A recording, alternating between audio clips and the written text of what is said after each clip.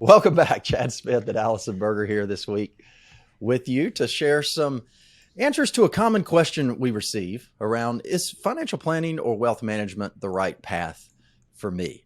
And this will be the first episode in a series, a few that we're going to dive into the conversations that we have around this question, answering it a few different ways and providing some examples. And so we first wanted to kick it off with a few stories of examples that we've been through. And the latest one, a few weeks back, my wife and I decided to tackle a small plumbing project in our bathroom. I'm sure many of you probably have been there.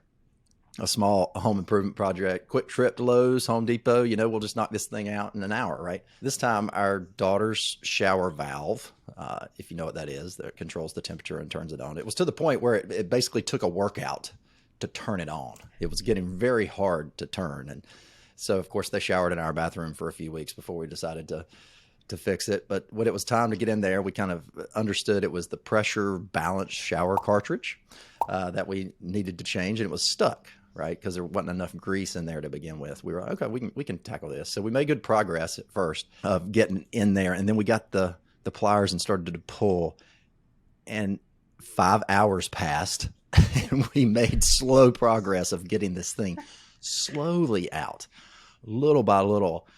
And at that point, after our hands were cramping from grabbing the pliers and taking turns of trying to pull this thing out and making very little progress, we decided it was time to call the plumber. And of course, he gets in there and, he brings a blowtorch, some other little pieces to melt some parts of it. Took him 30 minutes, right, to handle it and get it changed. And now our daughters can shower in there. And again, another example, we've had countless others to where it would have saved some pain in our hands and a lot of time if we would have just realized in the beginning, let's let a professional handle this. We can save a lot of time. So, Allison, I don't know if you've had some examples of things like that in your life, but that's happened at our house fairly frequently. My husband is pretty handy, thankfully. I just had one last night where he's actually out of town, and I always joke that if you like steam fresh vegetables, you will love my cooking, because that is a go-to in my household. And I popped some steam fresh broccoli into the microwave and then went to open it, and the button, nothing happened. You push the button and it just goes in, but there's no click. The door didn't pop open. So long story short, the broccoli is still in there. I had a knife and a screwdriver and various things I was trying to pry the door open with. It will not open. So the broccoli will be there until my husband returns, and then we likely call someone to come get some moldy broccoli out of our microwave. So that's something to look forward to. But there are always things like that where sometimes we spin our wheels on something where we could call for help a little bit sooner. I mean, I think there's a great parallel in our lives of attempting to do things, right? We all want to try to do the things, but it's understanding, do we have the best tools first to complete those things? Or are we going to be devoting too much time to completing it, where we could use that time in other areas where we may have more fun or just accomplish something else that we might have a better set of skills to work on. So, but it's not just the act of trying to complete the thing that we're working with. It's often that we'll put things off like this for several reasons, right? It gets to the point, like you said, you got to wait, right? On the microwave. We waited on the shower. We knew that it was going to take a little bit of time, and we put it off. And it'd been better to just get it handled. And of course, these are isolated things in everyday life, right? But we're talking about lasting things here in this episode. So a couple of the reasons that we came up with that we generally will talk through with people is maybe we just don't know how to do it. That's the first thing, right? We just don't even want to get into it. We have to do too much research to understand it. So we don't even really understand how to do it. The second one is maybe we worry about how much time it will take, and we're limited on time. We're busy. We have busy lives. Maybe you're in the thick of it with children and parents in that sandwich generation, which is a lot of people that we talk with, and time is the most limited it's ever been. So you just don't want to spend the time to do it. Maybe we just don't know we need to do it always, right? Until it becomes a major issue. And then, of course, it's something that has to be addressed and addressed quickly. And that's where you hope that you never have to get to that point. And when we're thinking about retirement, obviously, you don't want to be in that position where you're looking back. And Allison, we did their episode on retirement regrets, right? you don't really want to be in that situation where you're looking back and thinking about all the regrets that you had because you didn't take advantage of those opportunities. So more simply put, when we're having these conversations, it's many of us just don't have the time, interest, or knowledge to do the things we know we need to do in the financial area of our life. So a lot of our conversations revolve around that and figuring out the best solutions for how we can implement things.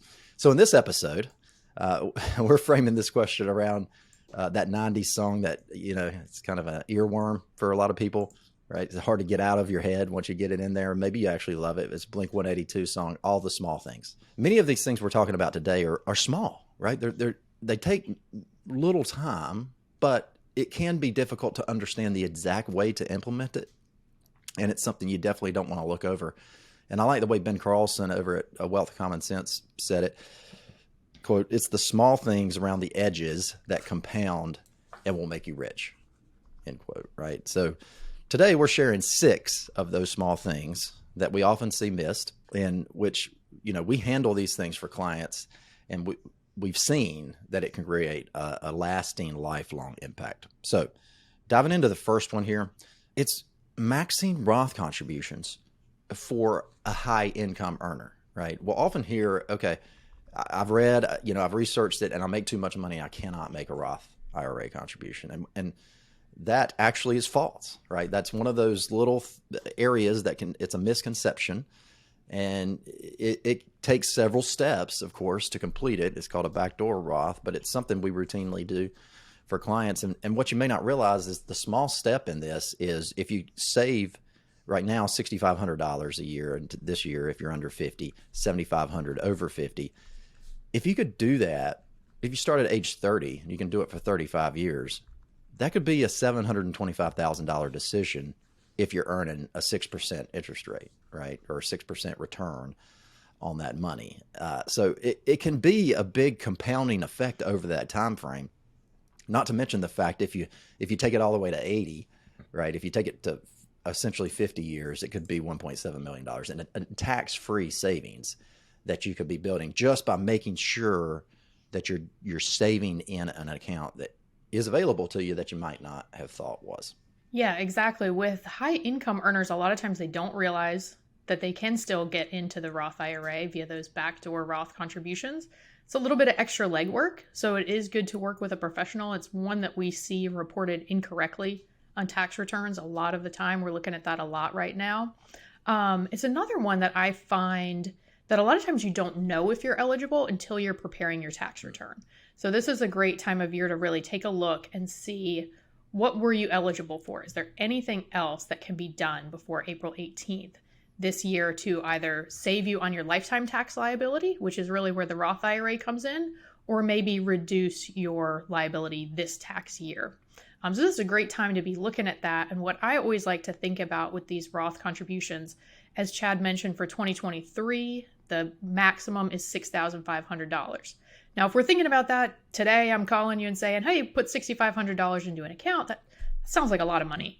That sounds like a big commitment right there. But if we break this down and really think about how much that is a month, it's only about $540 a month, probably pretty close to a car payment, maybe half or a third of what your monthly daycare bill is if you have small children. So if you're in one of those situations and you've just paid off a car, or your child has just started public school, or your kids just completed college, these are great times to go back and look at how can we maybe start automating some savings. Or maybe you're spring cleaning all those subscriptions that have piled up and you really don't use anymore and can come up with some monthly savings. What I really recommend clients do is deposit those on a monthly basis or maybe twice a month into a brokerage account. And then you build those funds up, and come February, March, April of the following tax year, we can see what makes the most sense and then direct those savings that you've accumulated into the appropriate accounts, whether that's a Roth IRA or a HSA, or maybe even a traditional IRA if you're eligible. So those are some things I like to think about, that we can make this a small thing that you can do throughout the year that can make a big impact over time. Love it. Automating and breaking it up monthly to digest it, make it easier to digest. Great example there. So number 2, the second small thing we have here is to pay attention to the increased limits for all of your different retirement savings accounts, right? The Roth IRA, the health savings account, your 401k. We just got some big increases this year. And this is one of those things, right? It's every year you're filling out your open enrollment and you may not be aware of those changes, and you just keep it, you check the box and say, yeah, well, let's just keep it the same, right? Additionally, you have catch-up contributions when you reach that magic age of age 50 to make you feel better about, progressing through midlife. You have these extra gifts that you can put a little more in at age 50. So again, looking at that Roth example, I mean, if you do this, you have an extra $1,000 a year in a Roth at age 50. That could be another, if we're using the same example with 6% return there, it could give you another $28,000 in savings in tax-free accounts. So just trying to make it, a real number so you can see the impact of doing that. And Allison, I know you have some other examples there. Yeah, exactly. And really, 401k contributions have increased dramatically in 2023. So 22,500 for under 50 individuals. And if you're over age 50, you get an additional 7,500. So up to $30,000 this year. So make sure that you're getting that updated early in the year. And also look at your plan, how your plan works. This can be a little bit frustrating because all plan sponsors handle this a little bit differently. Some of them allow you to go ahead and turn on that age 50 contribution in the year you turn 50. So let's just say you're 49 right now and you're going to turn 50 in November. Maybe you can go ahead and turn that on right now, but maybe your plan doesn't allow you to turn that on until after your birthday. So it's a good idea to kind of plan early in the year how you're going to handle that. Can you go ahead and get it started now, or do you have to wait until after your birthday? And if you have to wait that long, then what's the plan? Do you want to have that come out of your bonus in December, perhaps, and keep the contribution rate a little bit lower now, early in the year? So those are some things we want to think about around the higher contribution limits.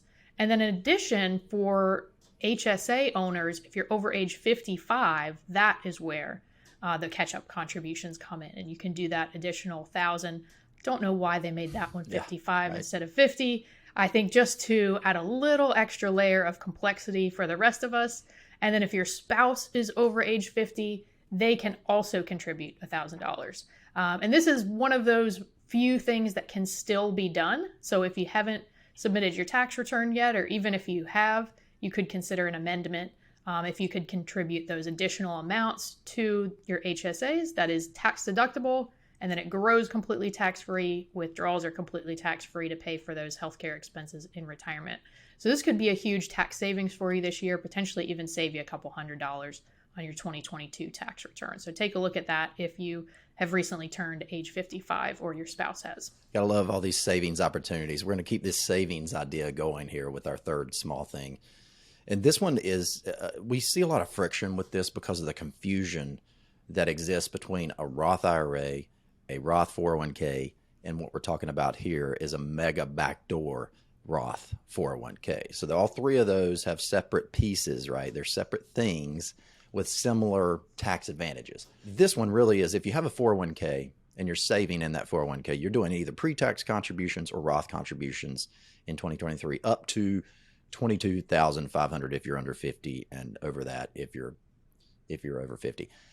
You can do an additional amount above that. It has to be after tax contributions, right? And then it can be converted to a Roth. So that's the complex kind of extra step that's involved. And I think the friction is there when people say, okay, well, I've already saved enough, right? I've already maxed out in the pre-tax account. But if your income is high enough and you can save more, where are you saving that money? Right? That's the question. And that comes back to your financial plan. And that comes back to ongoing implementation of a wealth management relationship where we're taking a look at that through the year and making that change mid-year when you hit that savings max potentially, right? Where if you're just doing a financial plan, you can get that advice, but it's up to you to implement and monitor that. And it's a little harder to, put that reminder on your calendar and actually implement it. This is a great one. So the mega backdoor Roth IRA, I really love this for bonus.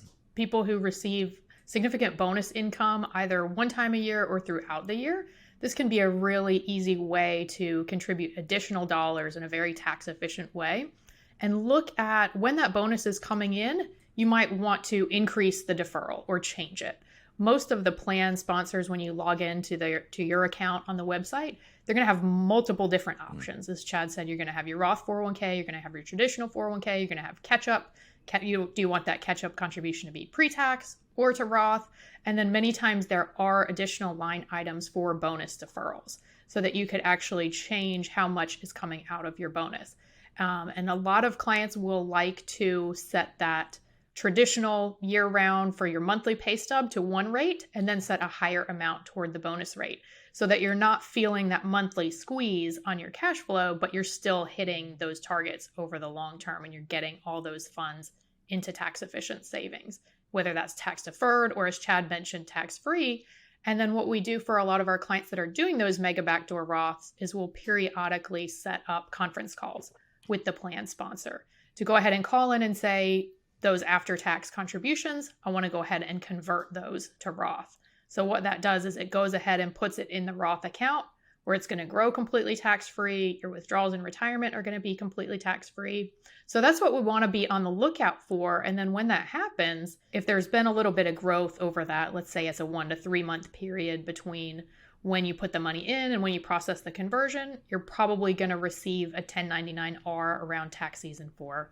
Whatever the earnings were. And sometimes we see those are zero and sometimes they're $5, sometimes they're a couple $100. But that's what you can expect as you're making those mega backdoor Roth contributions and conversions. Yeah, so those are 3 great savings opportunities that are small adjustments that you make in your plan as you're moving forward throughout that pre-retirement phase.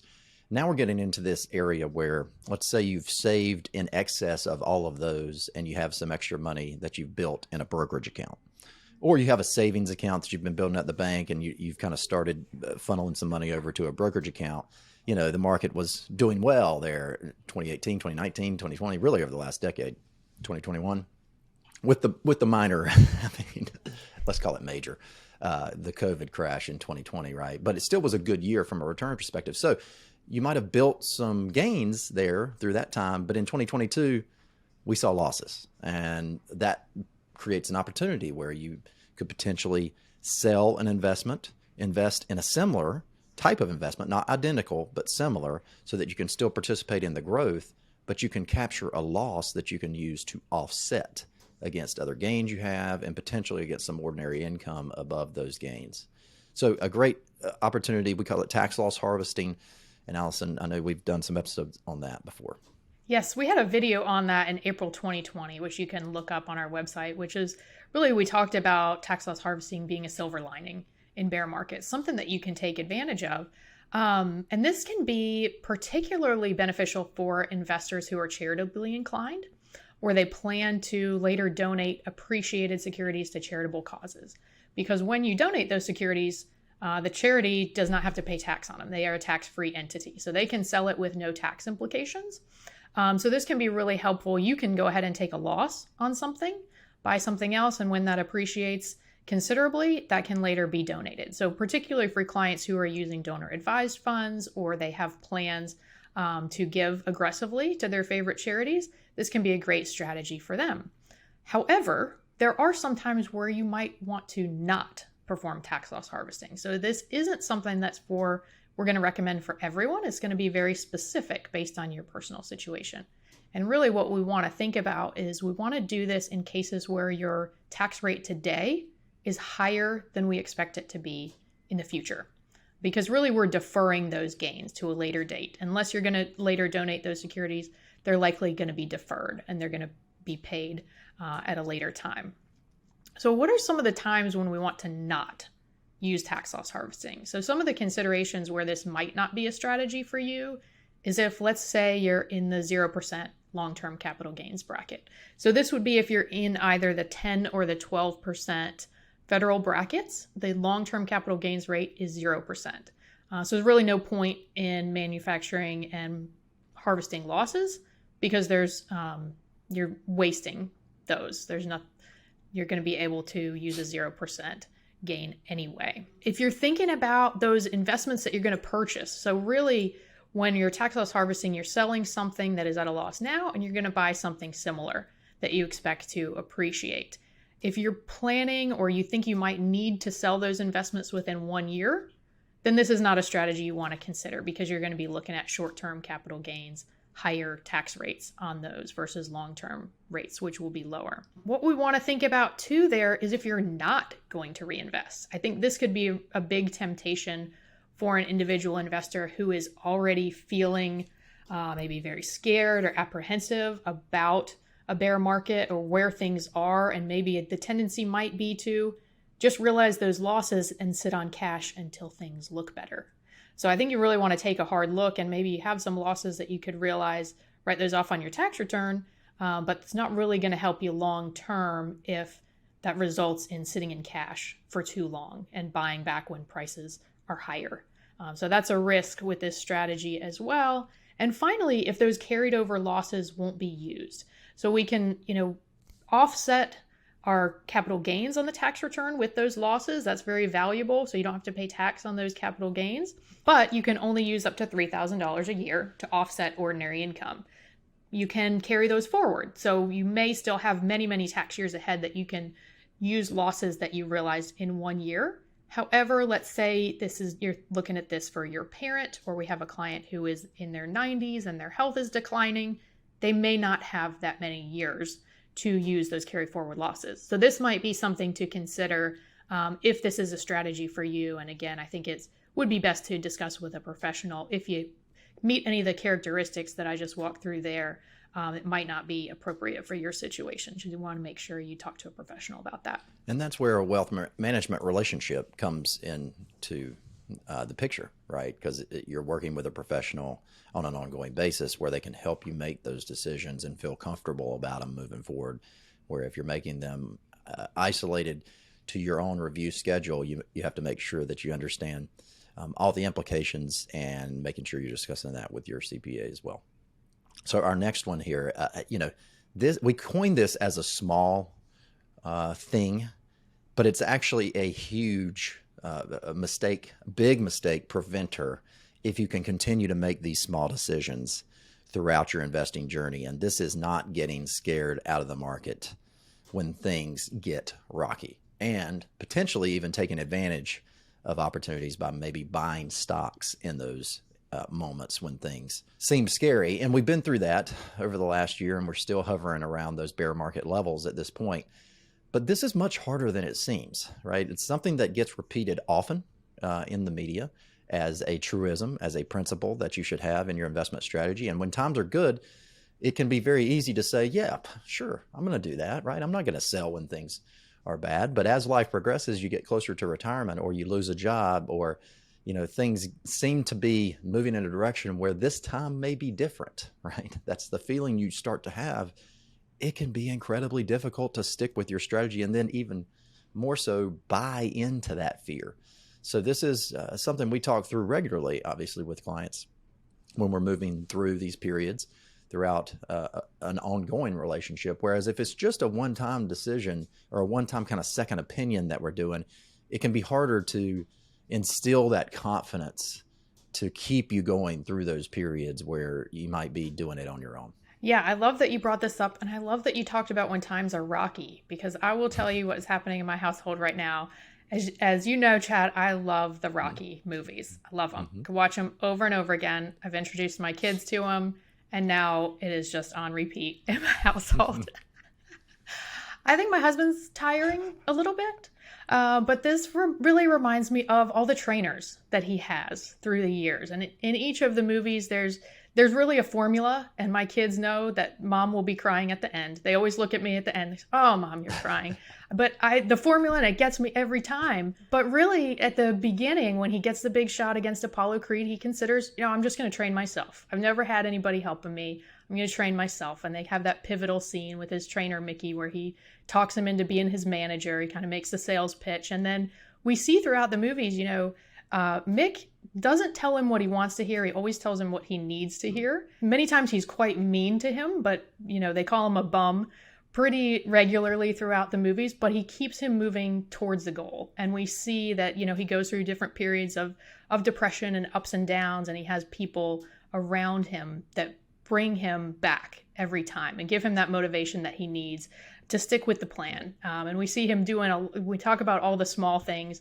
We watch all these training montages, which my kids really love, and they're doing the jump rope and the sit up and the one arm push ups throughout the house. But those are some of the things that they do. They do the chicken chasing, and they have him swimming and dancing and running and doing the jump rope. So there's all these different things, to stick with the plan and then do that one thing. So I think this really just comes down to the importance of having people in your corner that sometimes know what you need when maybe you're not sure of that yourself. And it reminds me of preparation, right? Preparing yourself, trying to scenario plan, put yourself in those environments where you're going to be ready when those things happen because you've already thought through it. You've already been through these kind of mind exercises to train yourself so you can better kind of withstand the blows, so to speak.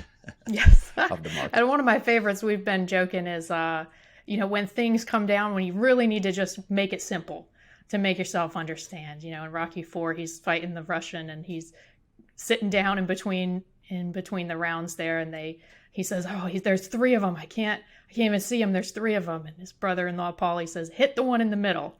So sometimes you just need to focus on that one thing, the small thing. Yeah. Yeah, and that brings us to our last small thing, right? And we're big on checklists here and having processes to remind us and alerts of when things need to be reviewed or looked at. And this is a great example of that. And many of our clients, many prospects that we speak with, new potential clients, they have these equity compensation packages, right? Whether it be ESPPs, RSUs, restricted stock units or restricted stock, or just stock options. And they have different vest dates and grant dates that they need to be reminded of how am I going to handle this stock when it becomes mine, and how I'm going to make these decisions. There's tax decisions to make. There's concentration decisions within your investment strategy potentially. So how do we do this, Allison? How do we build some decision-making framework around this? Well, it's good to have, as you mentioned, those reminders. So know when those events are going to happen throughout the year. There may also even be blackout dates. So maybe dates where you're not eligible to sell those securities. And then we also want to think about building a regular review process to evaluate these as life changes. How much should you contribute to an ESPP? What are the benefits? Those vary from employer to employer. And then having an accountability partner to help you look at these and see what are going to be the tax implications as they come through. And a lot of times, as you get more success in your career, you get more access to these programs. So maybe those are RSUs and the ESPP, and they breed complexity. So you have a little more complexity on your tax return. And what I see a lot of times is when those are eventually sold, it can be a little challenging to go back and dig up what was the basis. How much did you pay for these? Because even if they were equity compensation from your employer, you still likely have a basis in those. And that's one thing we often see can get missed on a tax return, and the basis can be reported as very small or zero, when maybe a little bit more detective legwork could have uncovered some more basis and saved you some funds there. Yeah, I mean, both of these options that we talked through, these small things and the financial planning and the wealth management routes, start with a financial plan, right? You get the blueprint in both pathways. The issues start whenever you start thinking through the implementation and the monitoring and the training or the coaching to help you make sure that all these things are getting done, to make sure that you want to continue to do these things, that you create the time and you understand the exact steps to take as you're walking through those. So our hope is that we're helping you to understand that and just making sure that you have made the decision and are doing the right things to implement the review processes, the checklists in your own life, so that you're taking advantage of all the opportunities available to you. So Allison, thanks for putting this together today. As always, we have an episode every 2 weeks. We're going to continue in this series and talk about some other strategies and maneuvers that we talk through as we're walking through these decisions in the weeks to come. But we figured 30 minutes was a good stopping point for you today. So we'll talk to you again in 2 weeks. Thanks for joining us.